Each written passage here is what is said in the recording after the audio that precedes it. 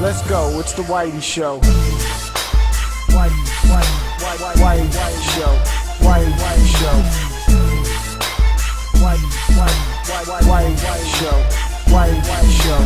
Which part, old man, that ain't got time to shake your head? Get that Snapchat, put it in pockets till I get back.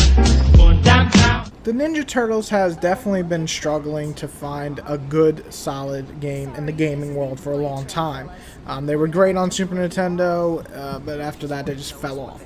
This one starts off with April getting kidnapped and the Turtles are on the mission to save her. We then step back earlier to that day and begin to kind of investigate the Foot Ninjas, the Purple Gang, and more. Lots of bad people behind the screen or the curtain, like Shredder, and it plays out like a Saturday cartoon for the series. The gameplay is 4-player, could be a co-op experience with our favorite 4 ninjas, each fully equipped with their own moveset and weapons. You also can use certain things like grenades, pizza to heal, and power drinks to make you stronger. So this turtle game finally helped bring some of the goodness to the franchise. Well, let's cowabunga this bitch. Yes, I know that was corny, do not judge me. Keep going, trust me, I'm not gonna. We completely blew it, Sensei. One minute we're investigating what Shredder is up to, and the next we wind up beaten, and they have April. I mean, I had no idea we could blow it this badly. My sons, you must have Which patience. part, old man, that ain't got time to shake your head? Get that Snapchat, put it in pockets till I get back. Going downtown.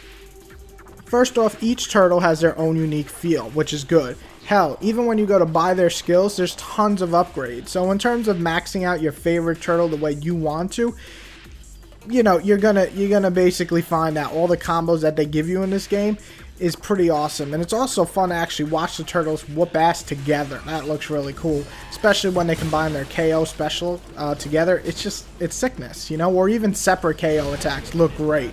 The turtle flows like a real badass ninja sometimes. The different amount of enemies, from foot ninjas to little puppy looking robots to big robots to guys with guns, you'll actually fight a decent amount of different baddies, despite it being just an arcade title. It's something to smile about, especially coming from the limited amount of enemies you face in action games from arcade titles such as Watchmen. The content you get is also much better than expected. Lots of moves to unlock, co-op online, offline, arcade mode, and mission mode. You have plenty of shit to collect and unlock, so if that's your concern, that there isn't enough gameplay, well, you can put that concern to rest. However, there are plenty of concerns to be concerned about. The bad.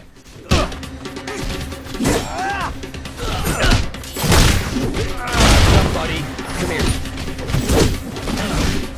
Saying all of that good stuff, what the fuck is with these controls? Unresponsive as shit. And I say that because, you know, when you take a shit, it's not going to respond to you, right? Well, that's kind of what this gameplay feels like. I know some will bitch, but Batman has such tight controls in the bouncing type beat-em-up games that you can't help but compare other games to it, you know? Why didn't this follow? Not only that, but games that aren't quite as good combat as Batman, like Amazing Spider-Man or Remember Me, are still far more responsive than this. And I don't want to hear that it's because it's $15 bullshit. Lazy is just lazy. Here we go.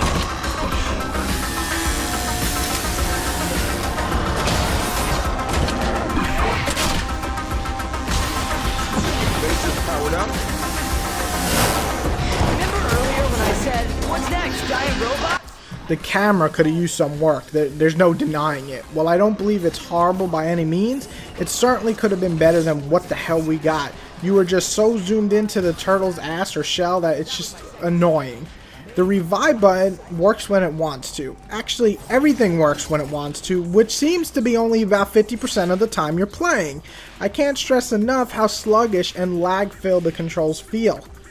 Oh, and the ugly. Well, it's pretty fucking glitchy, okay? Getting stuck at points, not being able to go on, giving you the shitty mini games only to reset it 5 times so they can actually get through it. Jesus. Unpolished. That's all I gotta say. Which part, old man, that ain't got time to shake your head? Get that Snapchat, put it in pockets till I get back. Going downtown. Yes, this game is totally not Worth buying at full price.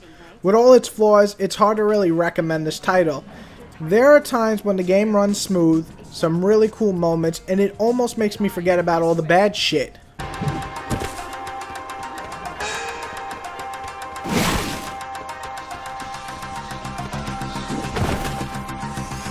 Hey, thanks.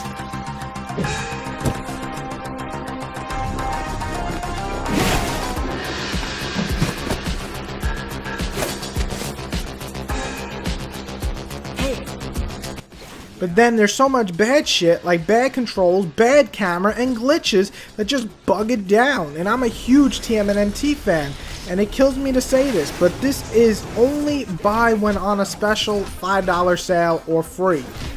I give it a 5.5 out of 10, and while it's not horrible, it's certainly not good. It's borderline meh, okay, with a little bit mix of some great moments boggled down by terrible ones. Turtle fans, listen to me. It's worth buying, just wait for a sale. Trust me on this. From one Turtle fan to another, this is like eating pizza, but gluten-free. The shit ain't just real, and the Turtles do not have respect for gluten-free pizza, okay? And I don't have respect for this half-ass project. 5.5 out of 10.